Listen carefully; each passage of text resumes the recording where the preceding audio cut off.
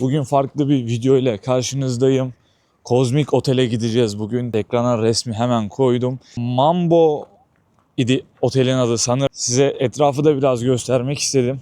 Şöyle birazcık kaldığım yeri göstereyim. Yaklaşık bir 700 metre kadar arabaya yürüyeceğiz. Süre zarfında tabii ki kısa bir kayıt aldım. Ben tek olacağım. O yalnızlığı iliklerime kadar hissettim.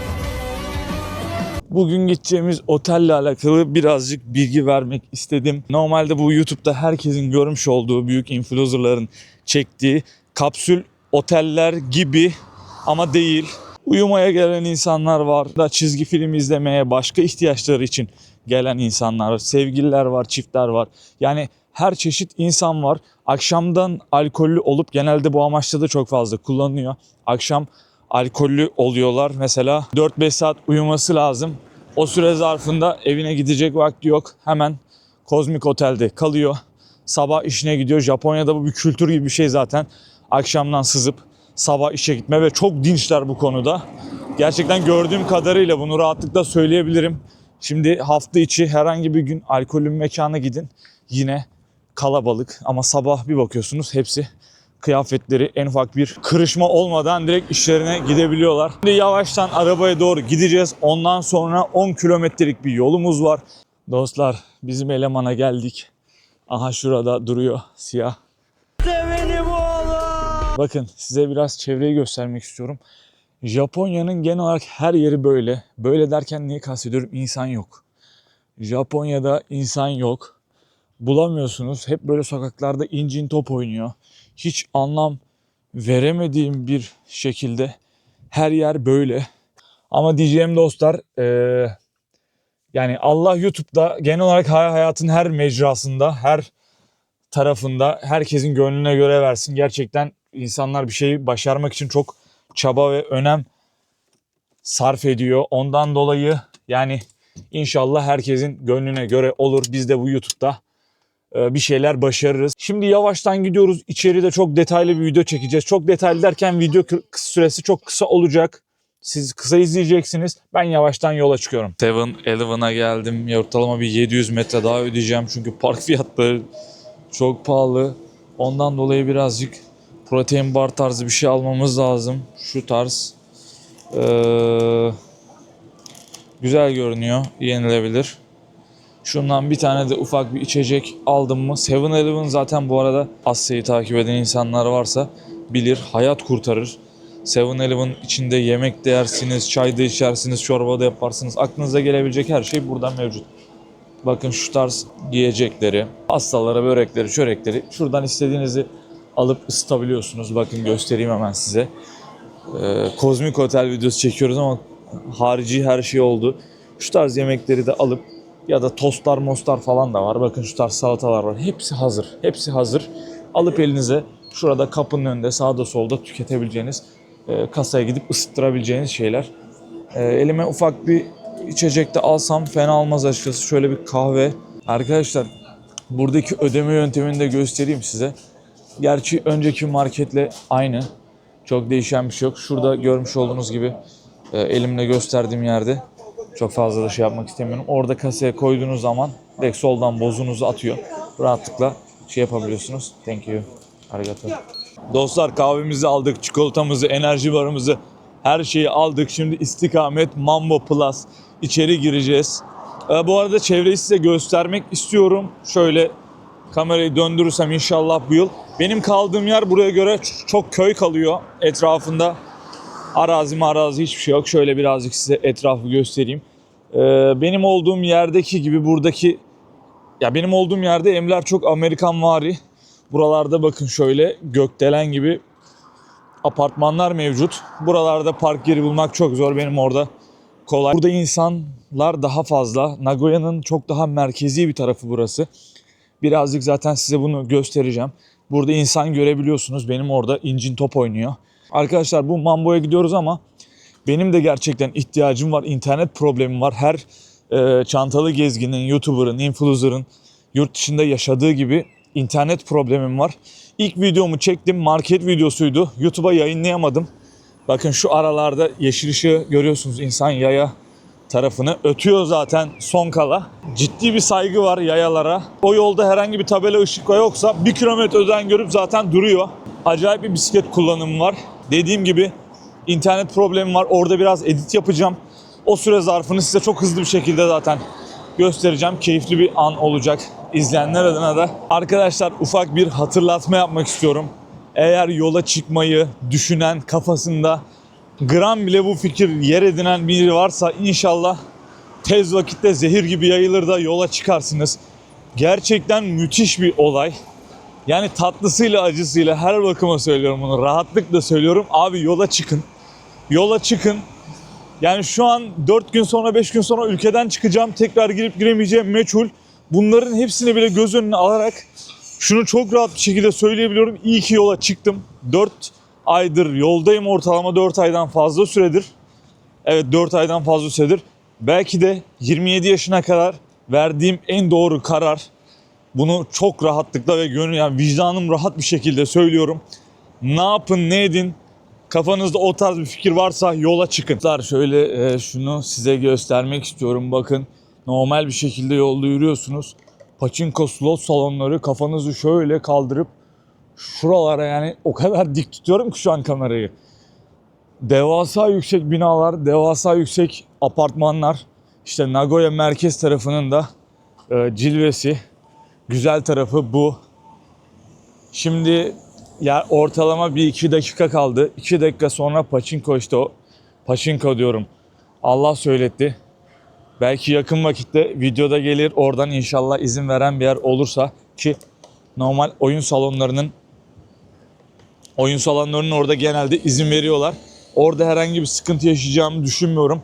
Çünkü içeride oyun da oynuyorlar normalde. Pachinkolar da var. Pachinko bunların, Japonların kumarhanesi. Gideceğimiz yere çok az kaldı. Bakın, ülkenin hemen hemen her tarafı bu şekilde bir yapım halinde.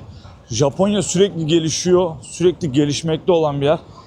Bu tarz şeyleri de sürekli görmek oralarda çok normal. Dediğim gibi devasal binalar, bunlar kolay kolay yapılmıyor. Video çekeceğim yere geldim. Yüksek ihtimal burası. Tam emin olmamakla. Aynen, Mambo, bakın şurada resmini görüyorsunuz. Odalı bir şekilde görünüyor. Şimdi oraya doğru çıkacağım ama şu kapının ucundan sadece size göstermek istedim. Bir şey var. Bakın, şu an inşallah şeyim ses alıyordur. Çalışan da gördü bize, herhangi bir şey demedi kameradan. Arka tarafları daha fena oluyor genelde. Buna da başka bir vakit geleceğiz. Başka bir vakit buraya da bakacağız. Genelde yaş grubu daha çok yaşlı. İçeri girdiğimizde onu detaylı bir şekilde, ben girdim, çok fazla girdim ama oynamak amaçlı değil. Oynamak amaçlı olsaydı söylerdim zaten bunu. Şimdi Mambo kaçıncı katta diyor. Şuradan bir bakalım. Gidelim. Trading Card Plaza. Bakın, ilk tarafta çamaşırhane var. Şurada görmüş olduğunuz gibi. Aynen, bu sanırım bu hepsi Mambo'da mevcut. Bakın, duşları var biliyorum ama çamaşır olduğunu bilmiyordum. Yeni öğrendim. Şu tarz video kasetleri var. Şu tarz odaları da varmış. Onu da bilmiyordum. Bunlar zaten sınırsız. Onların içine girip hepsini, aynen 1 saat 500 diyor. Biz yüksek ihtimal 1 saatliğini kullanacağız. Şimdi bir yukarı çıkalım.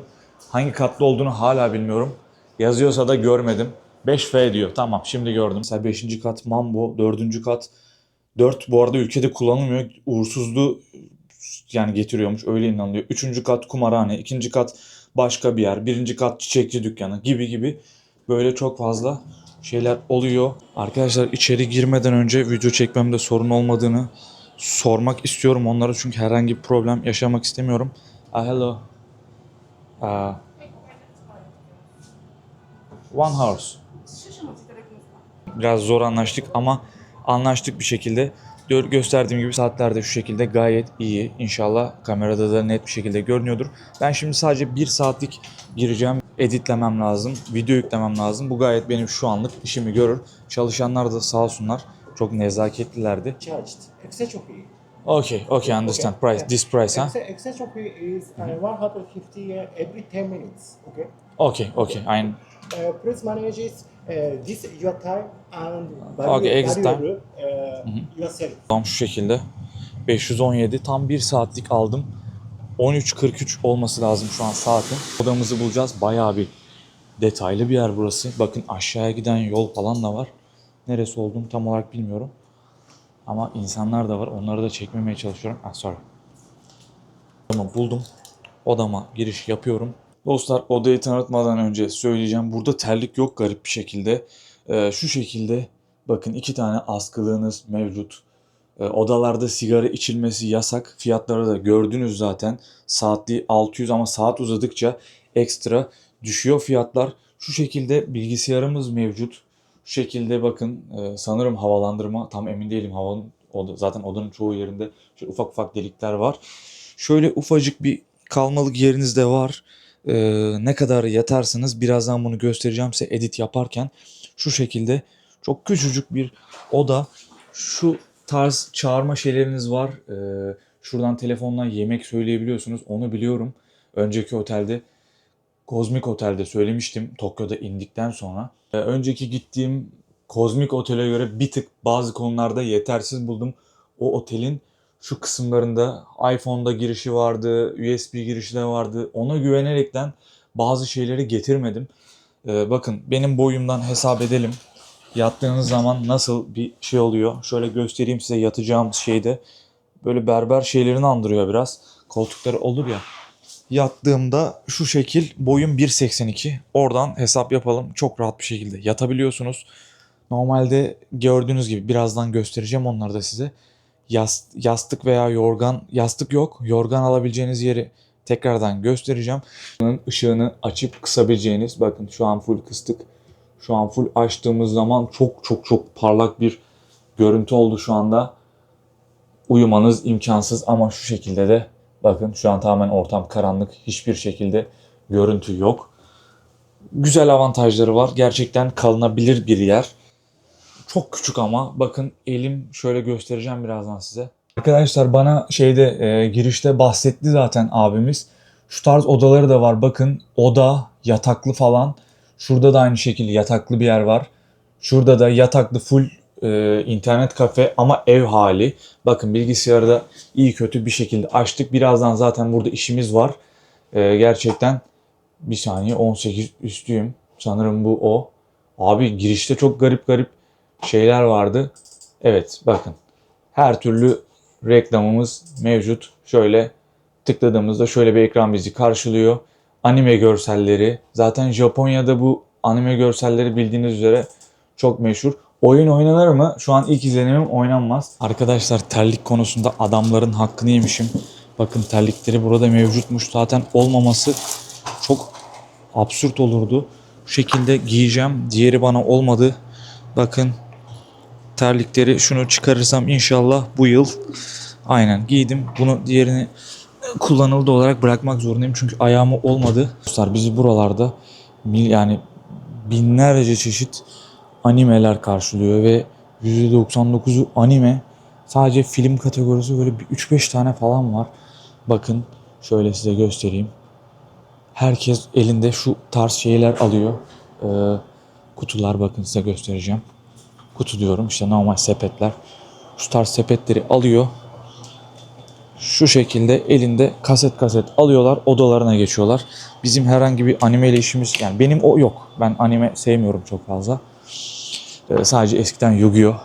Onun dışında hiçbir şey izlemiyorum. Bakın, şöyle seriler halinde. Bakın, herhangi bir tanesini çıkarıyorum. Şöyle milyon tane anime var. Dostlar, bu tarafı da göstereyim size. Hemen girişin orada zaten.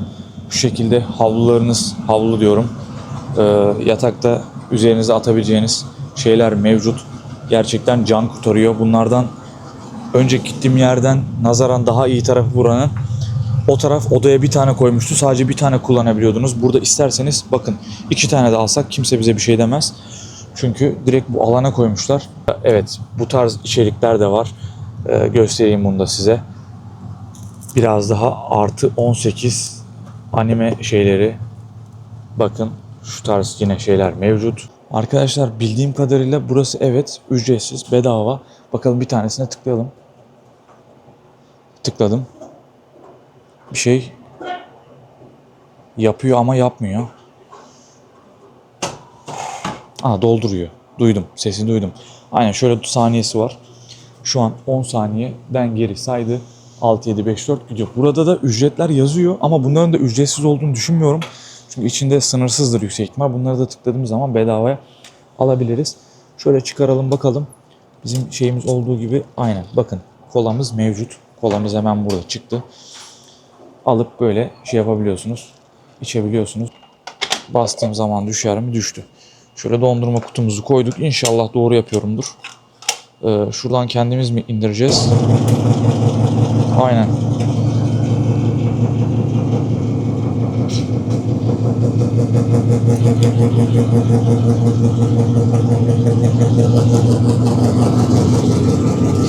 Kendi dondurmamızı da şu şekilde koyduk. Arkadaşlar lavabo da bakın şöyle göstereyim size. Çok temiz.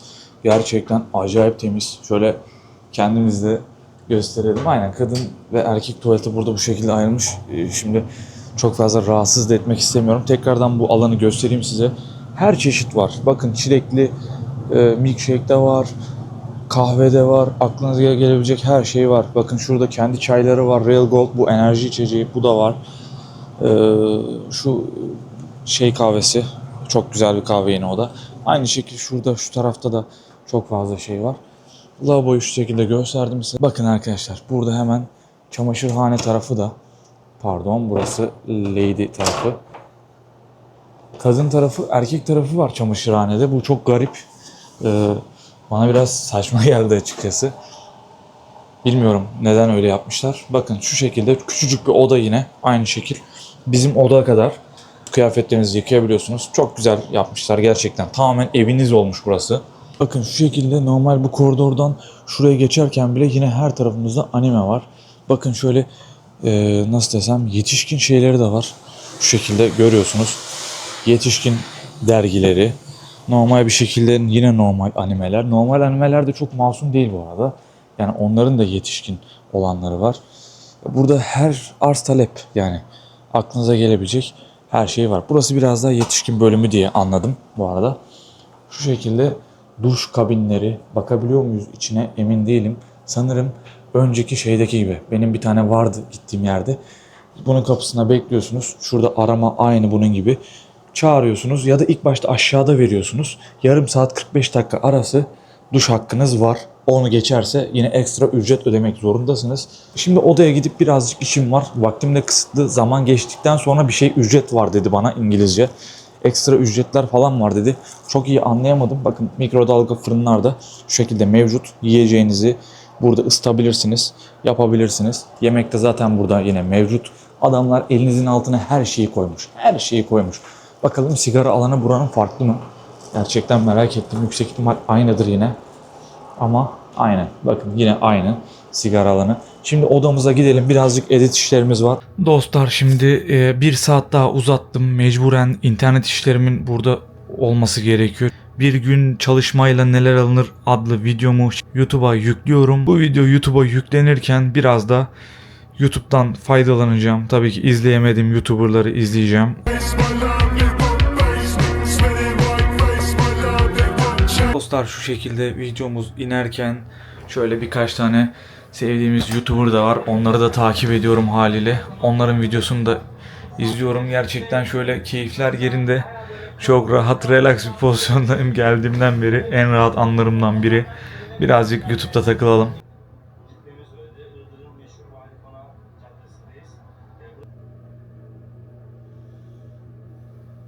Dostlar şimdi çıktık Manbo'dan. Şimdi deneyimlerimi aktaracağım size. Gayet iyi, gayet kullanışlı. Çamaşır, duş, aklınıza gelebilecek her şey içeride mevcut. Yani bir evde görebileceğiniz bütün ihtiyaçlarınızı orada görebiliyorsunuz. Dediğim gibi duşunuz var, banyonuz var. Ondan sonra çamaşır yıkama alanları var. Video kasitleri, bilgisayar, televizyon. Yani bunlarla sıkılmayacağınız bütün ortamı sizin için yaratmışlar. Ondan dolayı içeride sıkılmak çok zor. 24 saat tuttuğunuz zaman da ben şimdi bir saati 600 yene kaldım. Fiyatı yazacağım zaten size. Ama 24 saat kaldığınız zaman gayet kullanışlı oluyor ve uygun fiyata denk geliyor. Yani diyeceğim üzere arkadaşlar ben birkaç tanesine gittim. Manbo'nun artıları da vardı. Önceki gittiğim yere göre Eksileri de vardı ama genel olarak iyi, bayağı kullanışlı. Bu videonun da sonuna gelelim. Şöyle ufaktan bir en son etrafı göstereyim size. Ondan sonra bu videonun bitiş kısmı olsun. İzlediğiniz için teşekkür ederim. Yorumlarınızı lütfen alta yazarsanız hem bilgilenmem amaçlı hem yanlışlarımı düzeltmem açısından benim için de çok daha iyi olur. Teşekkür ediyorum. Kendinize iyi bakın.